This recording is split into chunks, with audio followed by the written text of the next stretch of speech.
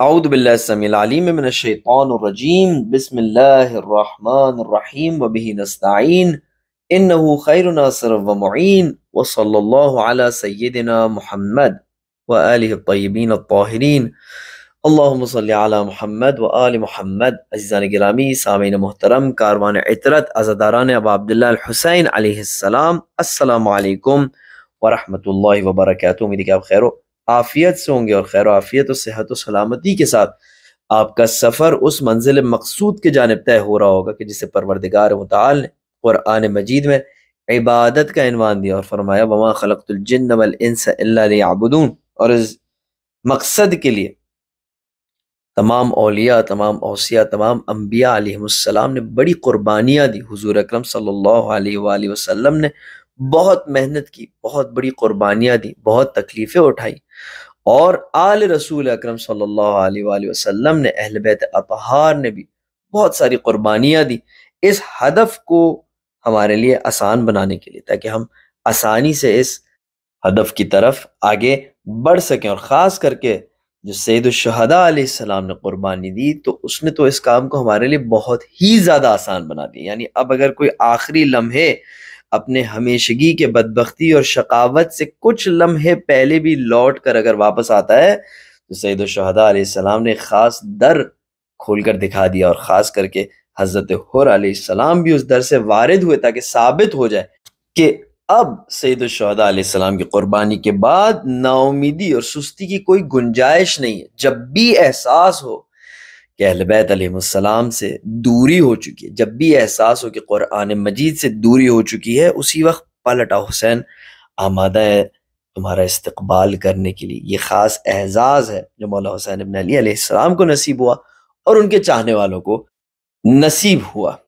عزیزان گرامی، سورہ کہف اور سید الشہداء علیہ السلام کے حوالے سے گفتگو آپ کی خدمت میں پیش کی جا رہی تھی، اور ہم نے آپ کی خدمت میں عرض کیا، تاریخ سے ثابت کیا، رجال سے ثابت کیا، اور آج ایک اور دلیل ہم آپ کی خدمت میں دینے والے ہیں کہ جس کلام کو مولا حسین ابن علی علیہ السلام نے نوک نیزہ سے انتخاب فرمایا بیان کرنے کے لیے، سنانے کے لیے، قراءت فرمانے کے لیے، وہ کلام اللہ مجید تھا، وہ قرآن مجید تھا، وہ اللہ سبحانہ و تعالیٰ کا کلام تھا۔ حسین ابن علی حالات کے مطابق اگر چاہتے تو بہت سارے دوسرے کلام بیان فرما سکتے، وہ کسی دعا کا ارشاد فرما سکتے، وہ کسی نوحے کو پڑھ سکتے تھے، وہ اپنے بیٹوں کے غم میں، علی اکبر علیہ السلام کے غم میں، حضرت علی اصغر کے غم میں، اپنے بیٹیوں کے غم میں، اپنی بہن کے غم میں، اپنے دوستوں کو ہاتھ سے گوا دینے کے غم میں، جو تمام مصیبتیں ان پر طاری ہوئی تھی، اس کے حوالے سے کوئی بھی کلام بیان فرما سکتے تھے۔ لیکن جس کلام کو سید الشہداء نے انتخاب فرمایا وہ پروردگار متعال کے الفاظ تھے، اور وہ سورہ کہف کی وہ آیت تھی جو کہ اصحاب کہف کے داستان میں ایک مرکزی کردار ادا کرتی ہے۔ فرمایا نوک نیزہ سے ام حسبت ان اصحاب الکہف والرقیم کانوا من آیاتنا عجبا، کیا تم نے یہ سمجھا ہے کہ اصحاب کہف اور کتبے والے ہماری عجیب نشانیوں اور آیات میں سے تھے؟ عزیزان گرامی، اگر ابا عبداللہ الحسین علیہ السلام نے اتنے حساس مقام سے ان کلمات کا انتخاب فرمایا تو اس کا پیغام یہی ہے کہ اے میرے عزادار، اگر تم میرے مقصد کو سمجھنا چاہتے ہو، اگر میری قربانی کو صحیح سے سمجھنا چاہتے ہو، اگر اس بات کے درک کو بڑھانا چاہتے ہو کہ میں نے کیا حاصل کیا اس قربانی کو دے کے، اگر کربلا کا مقصد سمجھنا چاہتے ہو تو سورہ کہف کی ان آیات سے کم غافل نہ رہنا۔ اور یہ ہے قرآن مجید کا کمال کہ حساس ترین موقع سے اب عبداللہ علیہ السلام اس کلام کی تلاوت فرماتے ہیں۔ عزیزان گرامی، جب ہم نے سورہ کہف کے آیات پر تحقیق کرنا شروع کی تو ہم نے دیکھا کہ عجیب و غریب مشابہت اور سملیرٹیز ہمیں مل رہی ہیں سورہ کہف کے آیات کے بیچ اور اب عبداللہ الحسین علیہ السلام کے بیچ، سورہ کہف کی آیات کے بیچ اور کربلا کے بیچ۔ پہلی مشابہت ہم نے کہا کہ بسم اللہ الرحمن الرحیم الحمدللہ الذی انزل علی عبدہ الکتاب ولم یجعل لہ عوجا، تمام تعریفیں اللہ کے لیے ہے، وہ کہ جس نے نازل فرمایا اپنے بندے پر کتاب کو اور اس میں کسی قسم کی کجی اور انحراف کو قرار نہیں دیا۔ ہم نے آپ کی خدمت میں عرض کیا کہ جس طرح قرآن مجید میں تفصیلی گفتگو ہوئی کہ جس طرح قرآن مجید میں کسی قسم کا شائبہ نہیں پایا جاتا کجی کا اور انحراف کا، ویسے اب عبداللہ علیہ السلام کا مشن ایک ایسا مشن ہے کہ جس میں کجی اور انحراف کا ہونا غیر ممکن ہے، اصلاً محال ہے، اصلاً یہ بات امکان ہی نہیں رکھتی کہ اس کے اندر کسی قسم کی کجی ہو۔ جس طرح پروردگار متعال کی گواہی سے غیر ممکن ہو جاتا ہے قرآن مجید میں انحراف کا پایا جانا، ویسے ہی اب عبداللہ علیہ السلام کا عمل ایک ایسا پاک و پاکیزہ عمل ہے کہ جس کے اندر تمام دلائل کو ذہن میں رکھتے ہوئے کجی اور انحراف کا پایا جانا غیر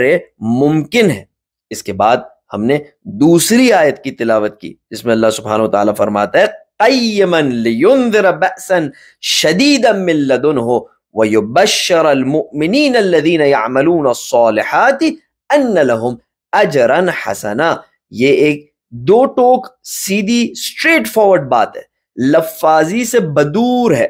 قرآن مجید میں جو کچھ بیان ہوا ہے بہت صاف و شفاف انداز میں بیان ہوا ہے، اور اس کی دلیل بھی یہ ہے کہ ایک وارننگ دینا چاہتا ہے، متنبہ کرنا چاہتا ہے انسانوں کو ایک شدید عذاب کے بارے میں۔ اور ہم نے آپ کی خدمت میں عرض کیا اگر آپ نے کسی کو وارننگ دینی ہو، اگر آپ نے کسی کو متنبہ کرنا ہو تو آپ صاف ترین و شفاف ترین الفاظ میں اس کے ساتھ گفتگو کریں گے تاکہ پیغام جلد از جلد اسے پہنچ جائے اور وہ اپنے آپ کو سنبھال لے۔ اور اسی طرح ہم دیکھتے ہیں کہ سید الشہداء علیہ السلام کی قربانی میں بلیک اور وائٹ ہے، سیدھی سیدھی بات ہے، دو ٹوک بات ہے، کوئی گرے ایریا نہیں کہ جو کسی کو سمجھ میں نہ آئے، واضح اور شفاف حق و باطل کا ٹکراؤ ہے، اور بہت بڑی وارننگ بھی ہے اب عبداللہ علیہ السلام کے قصے میں، اب عبداللہ علیہ السلام کی قربانی میں، کہ دیکھو اگر اپنے ہوا و ہوس کے پیروی میں باز نہ آئے، اگر اپنے آپ کو دل کی خواہشات کے پیچھے جانے سے نہ روکا، اگر دین کے لبادے کو پہن کر دین کو اپنے منافع اور بینیفٹس کی خاطر استعمال کرتے رہے، تو ایک ایسی بھی نوبت آئے گی کہ جس میں ہو سکتا ہے تم نواسے رسول پر بھی رحم نہ کرو۔ ایک ایسی بھی نوبت آ سکتی ہے کہ تم نواسے رسول و آل محمد پر پانی کو بند کر دو۔ یہ بہت شدید وارننگ ہے۔ وَيُبَشَّرَ الْمُؤْمِنِينَ الَّذِينَ يَعْمَلُونَ الصَّالِحَاتِ، اور مؤمنین کے لیے، وہ لوگ جو عمل صالح انجام دیتے ہیں، ان کے لیے بشارت ہے۔ اب عبداللہ علیہ السلام کی داستان میں بھی مومنین کے لیے بشارت ہے کہ دیکھو اگر آخری لمحے پر بھی تمہیں احساس ہوا کہ تم غلط ہو تب بھی واپس آ جاؤ، میں وہ حسین ہوں کہ جو تمہارے لیے پروردگار متعال سے اسی مرتبے کو طلب کروں گا، اسی اجر و ثواب کو طلب کروں گا جو وہ مجھے دینے والا ہے۔ اور نہ تو صرف پروردگار متعال کے سامنے بلکہ مومنین کے دلوں میں، میرے عزاداروں کے دلوں میں، وہ جو مجھ سے محبت کرتے ہیں ان کے دلوں میں بھی تمہارے لیے وہی احترام پیدا کروں گا جو میرا احترام ہے۔ یہ حسین ابن علی علیہ السلام کی بشارت ہے۔ اور پھر آیت نمبر 3 میں ہم پڑھتے ہیں کہ ماکثین فیہ ابدا، یعنی اب یہ جو اجر و ثواب ملے گا یہ ٹیمپریری نہیں ہے، یہ پرماننٹ ہے۔ یہ جو تمہارے لیے اجر و ثواب حسین طلب فرما رہے ہیں اور ان کے طفیل سے تمہیں مل رہا ہے، یہ تم سے چھننے والا نہیں ہے، یہ ہمیشہ ہمیشہ ہمیشہ کے لیے رہنے والا ہے۔ اور وہ پستی جو کہ حسین کے مقابل میں جو کھڑے ہیں وہ حاصل کرنے والے، وہ بھی ہمیشہ کی ہے۔ خوب عزیزان گرامی، جس آیت کو ہم نے آج آپ کی خدمت میں پیش کرنا ہے اور اس کو تحقیق کی صورت میں آپ کی خدمت میں رکھنا ہے اور دیکھنا ہے کہ کیا مشابہت ہے اس آیت میں اور اب عبداللہ الحسین علیہ السلام کی قربانی کے بیچ، وہ آیت نمبر 4 اور 5 ہے سورہ کہف کی۔ عزیزان گرامی، ان آیات میں جو مشابہت ہے وہ بہت کلیئر اور واضح ہے، خاص ان لوگوں کے لیے کہ جو قرآن مجید سے مانوس ہوتے ہیں، جن کا سروکار قرآن مجید اور اہل بیت علیہ السلام کی کلمات کے ساتھ مستقل طور پر رہتے ہیں، وہ کنٹینیوسلی ان ٹچ ہوتے ہیں اہل بیت علیہ السلام کی کلمات سے۔ جب وہ ان دو آیتوں کو پڑھتے ہیں تو انہیں کوئی شک نہیں رہتا کہ اب عبداللہ الحسین علیہ السلام کا مشن اور ہدف جو کور مقصد تھا ان میں سے ایک بڑا مقصد یہی تھا جو ان آیات میں بیان ہو رہا ہے۔ لیکن ہم جیسے لوگوں کے لیے جو قرآن مجید سے دور ہیں، جو مزاج پروردگار متعال سے نہ آشنا ہے، جو اہل بیت علیہ السلام کے مزاج سے دوری کے باعث آشنا نہیں ہے، ان کے لیے شاید تھوڑی زحمت ہو اس بات کو سمجھنا۔ میں آپ کی خدمت میں چند تمہیدی گفتگو پیش کرتا ہوں، اور اس کے بعد یا تو اس ریکارڈنگ میں یا تو اگلی ریکارڈنگ میں انشاءاللہ آپ کی خدمت میں عرض کریں گے کہ وہ کون سی مشابہت ہے کہ جو ان دونوں آیات اور اب عبداللہ علیہ السلام کے بیچ پائی جاتی ہے۔ عزیزان گرامی، جب بھی وراثت کی گفتگو ہوتی ہے، جب کوئی شخص کسی کا وارث بننے جا رہا ہوتا ہے، تو ہمارے کلچر میں، ہمارے یہاں یہ ایک خوشایند بات ہوتی ہے۔ کیوں؟ کیونکہ جو شخص اس دنیا سے جا رہا ہوتا ہے، جس کا کوئی وارث بن رہا ہوتا ہے، اس نے مال و دولت جمع کی ہوتی ہے، اس کے پاس پیسے ہوتے ہیں، اس کے پاس کچھ نہ کچھ بہرحال موجود ہوتا ہے کہ جب وہ اس دنیا سے چلا جاتا ہے تو یہ چیزیں، یہ مال و دولت، یہ پیسہ وہ وارث کے یہاں ٹرانسفر ہو جاتا ہے، بغیر اس کے کہ وارث اس کے لیے کوئی محنت کرے۔ زیادہ کر کے جو وارث ہوتے ہیں وہ اس شخص کی اولاد ہوتے ہیں۔ اب وہ اولاد ہونے میں انہوں نے کوئی محنت نہیں کی، اللہ سبحانہ و تعالیٰ کا قانون ہے، اللہ سبحانہ و تعالیٰ نے جیسے فیصلہ کیا اس طرح جب یہ شخص دنیا سے چل بسا تو اس کی مال و دولت، اس کے پاس جو کچھ پیسے تھے، یہ سب اس کے بچوں کے وراثت میں چلے جاتے ہیں اور بچے اس کا وارث بن جاتے ہیں۔ لہٰذا یہ ان کے لیے خوشایند بات ہوتی ہے، ایک لاٹری کے مانند ہوتی ہے کہ ایک دم سے کسی کے جانے کی وجہ سے نصیب ہو جاتی ہے اور اس کے بہت سارے نتائج ہوتے ہیں۔ عزیزان گرامی، لیکن اہل بیت علیہ السلام کے یہاں، انبیاء الہی علیہ السلام کے یہاں، اگرچہ کہ پروسیس یہی ہے کہ جب ایک نبی دنیا سے چلے جاتے ہیں تو ان کی مال و دولت ان کے بچوں تک ٹرانسفر ہو جاتی ہے، جب اہل بیت علیہ السلام اس دنیا سے جاتے ہیں تو ان کی مال و دولت ان کے بچوں تک ٹرانسفر ہو جاتی ہے، لیکن وراثت کا کانسیپٹ وہاں پر مختلف ہے۔ وہاں پر اللہ سبحانہ و تعالیٰ کے بہترین و برترین بندوں کے یہاں پر وراثت کا مطلب ہے ذمہ داری کا منتقل ہونا۔ یعنی اب جب پروردگار متعال کا ایک خاص بندہ، ایک نبی یا اہل بیت علیہ السلام میں سے کوئی اس دنیا سے رخصت ہو جاتے ہیں، شہید ہو جاتے ہیں، تو اب جو ان کے بعد ان کا نائب ہوتا ہے وہ صرف مال و دولت کا وارث نہیں بنتا، بلکہ اس کی طرف وہ ذمہ داریاں بھی ٹرانسفر ہو جاتی ہیں جو ان نبی کی ذمہ داری تھی۔ ان نبی نے ذمہ داری اٹھائی تھی دنیا میں شرک سے مقابلہ کرنے کی، تو یہ ذمہ داری ان تک منتقل ہو جاتی ہے، یہ اس کا بھی وارث بن جاتے ہیں۔ ان نبی نے اگر ذمہ داری اٹھائی تھی دنیا میں پروردگار متعال کی پرستش اور توحید کو فروغ دینے کی، تو اب یہ ذمہ داری بھی وراثت میں ان کے وصی تک منتقل ہو جاتی ہے۔ عزیزان گرامی، یہ بہت بڑا فرق ہے۔ ہمارے یہاں وراثت کا مطلب ہے لاٹری، ہمارے یہاں وراثت کا مطلب ہے عیاشی۔ اہل بیت علیہ السلام کے یہاں، انبیاء کے یہاں وراثت کا مطلب ہے ذمہ داری کا ٹرانسفر ہو جانا وصی کے کاندھے پر۔ یہ ہے عزیزان گرامی وراثت کا کانسیپٹ ان لوگوں کے بیچ جو پروردگار متعال کے پسندیدہ بندے، وہ لوگ جنہوں نے اپنی جان سے، اپنے مال سے قربانی دی پروردگار متعال کے یہاں، وہاں پر وراثت کا کانسیپٹ یہ ہوتا ہے۔ اور اسی بات کی نزاکت کو سمجھتے ہوئے جب ہم اہل بیت علیہ السلام کی زیارت کرتے ہیں، خاص کر کے جب ہم ابا عبداللہ الحسین علیہ السلام کی زیارت کرتے ہیں، تو ہم کیا کہتے ہیں؟ ہم کہتے ہیں السلام علیک یا وارث آدم صفوت اللہ، السلام علیک یا وارث نوح نبی اللہ، سلام ہو تجھ پر اے آدم کے وارث، سلام ہو تجھ پر اے نوح کے وارث، السلام علیک یا وارث ابراہیم خلیل اللہ، سلام ہو تجھ پر اے ابراہیم کے وارث، سلام ہو تجھ پر اے موسیٰ کے وارث، السلام علیک یا وارث عیسیٰ روح اللہ۔ اور اسی طرح ہم ایک ایک نبی کا نام لیتے جاتے ہیں اور کہتے ہیں کہ سلام ہو اے مولا آپ پر، جو کہ ان انبیاء علیہ السلام کے وارث ہیں۔ عزیزان گرامی، یہ نقطہ ضرور قابل غور ہوگا کہ یہ وراثت کس چیز کی ہے، وہ کون سی چیز ہے، وہ کون سی ذمہ داری ہے جو ان انبیاء علیہ السلام نے اپنے کاندھوں پر اٹھائی ہوئی تھی کہ جس کے وارث حسین ابن علی علیہ السلام بنے ہیں۔ عزیزان گرامی، ہمارے پاس اس کے سوا کوئی چارہ نہیں ہے کہ ہم قرآن مجید کی طرف جائیں کتاب پروردگار متعال کو، کتاب ہدایت کو کھولیں اور اس جواب کو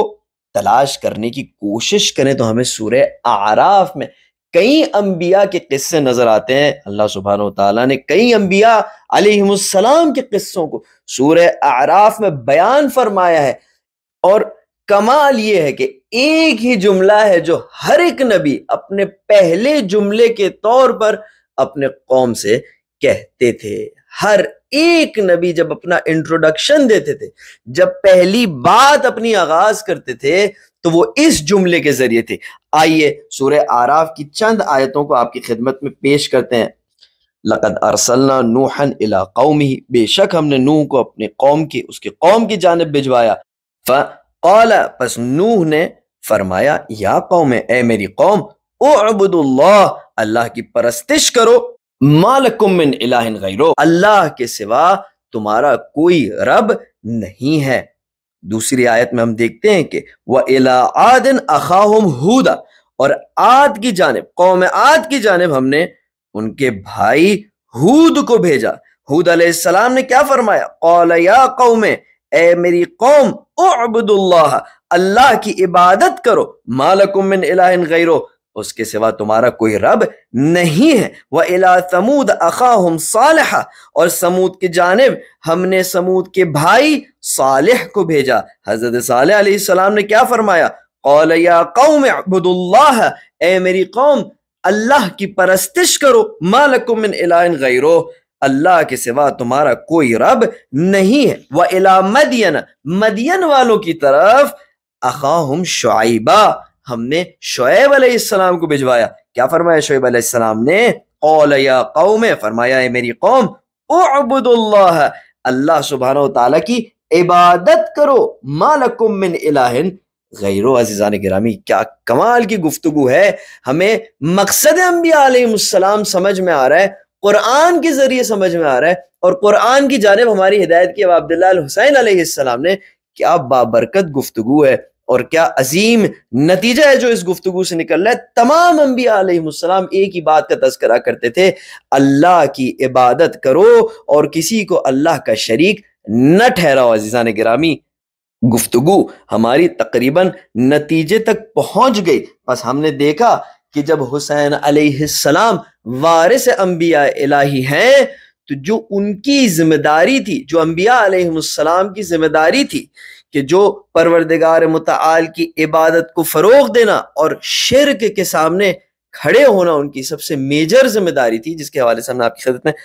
آیتیں بھی بیان فرمائیں، تو خود بخود یہ ذمہ داریاں بھی حسین ابن علی علیہ السلام کے کاندھے پر ٹرانسفر ہو جاتی ہیں، اور حسین ابن علی علیہ السلام اس بات کے وارث بن جاتے ہیں، اس بات کے ذمہ دار بن جاتے ہیں کہ اب دنیا میں سے شرک کے سسٹم کو ختم کریں، اس دنیا میں شرک کا مقابلہ کریں اور پروردگار متعال کی توحید کو فروغ دیں، عبادت پروردگار متعال کو فروغ دیں۔ کیا خوبصورت شعر کہا ہے شاعر نے۔ مقصد اب عبداللہ الحسین علیہ السلام کو سمجھنے کے بعد کہ شاہ ہست حسین، بادشاہ ہست حسین، دین است حسین، دی پناہ ہست حسین، سرداد نداد دست در دست یزید، حقا کے بنا لا الہ ہست حسین، یعنی لا الہ الا اللہ کہ جس میں توحید کا اس بات اور نفی شرک دونوں موجود ہے، اس کی بنا، اس کی بیسز حسین ابن علی علیہ السلام ہے، اور اس میں کوئی شک نہیں ہے۔ عزیزان گرامی، آپ تفسیر سورہ کہف سماعت فرما رہے ہیں، ہماری ڈیوٹی یہ ہے کہ آپ کی خدمت میں سورہ کہف اور عبداللہ الحسین علیہ السلام کے بیچ جو مشابہت ہے اس کو بیان کریں۔ آئیے آیت کو آپ کی خدمت میں پیش کرتے ہیں، دیکھیں وَيُنذِرَ الَّذِينَ قَالُوا اتَّخَذَ اللَّهُ وَلَدًا، اور قرآن مجید کا ایک ہدف یہ ہے کہ وہ وارننگ دے، متنبہ کرے ان لوگوں کو جو شرک انجام دیتے ہیں اور کہتے ہیں کہ اللہ سبحانہ وتعالیٰ نے اپنے لیے بیٹے کا انتخاب فرمایا۔ ما لہم بہ من علم ولا لآبائہم، اے حبیب نہ انہیں اس معاملے میں کوئی علم ہے اور نہ ان کے باپ دادا کو کوئی علم تھا۔ کبرت کلمۃ تخرج من افواہہم، کتنی بری اور کتنی بڑی بات ہے یہ بات جو ان کے منہ سے نکل رہی ہے، ان یقولون الا کذبا، یہ جھوٹ کے علاوہ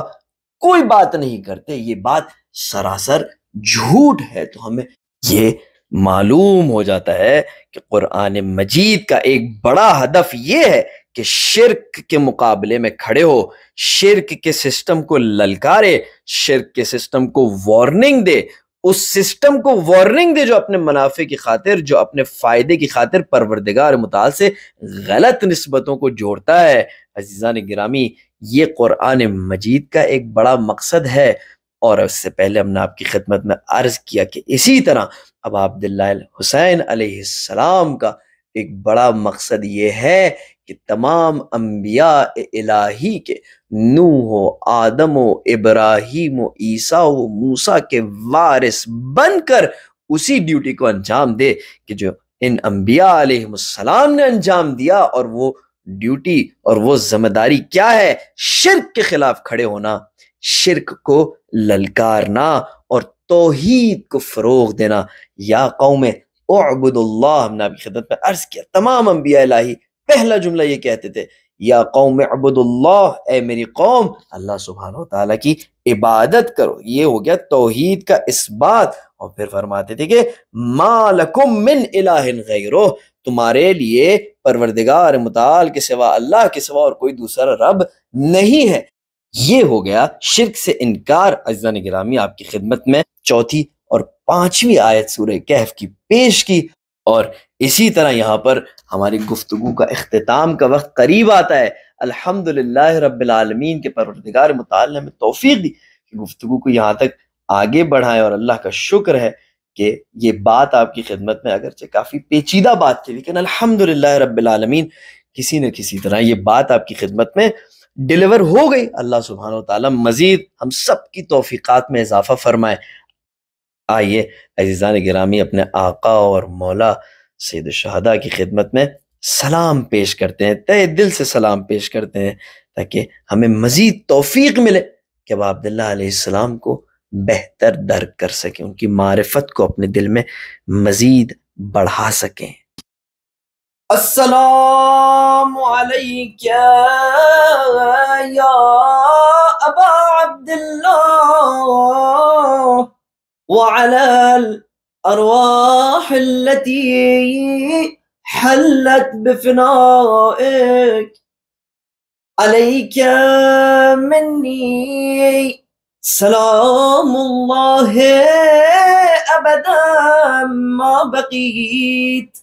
وبقي الليل والنهار ولا جعله الله آخر العهد مني لزيارتكم. السلام على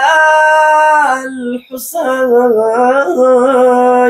وعلى علي بن الحسين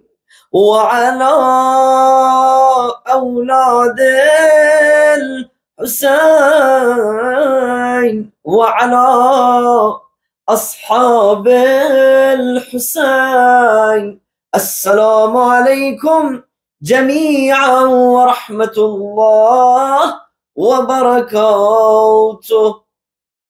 سبحان ربك رب العزة عما يصفون وسلام على المرسلين والحمد لله رب العالمين. والسلام عليكم ورحمة الله وبركاته.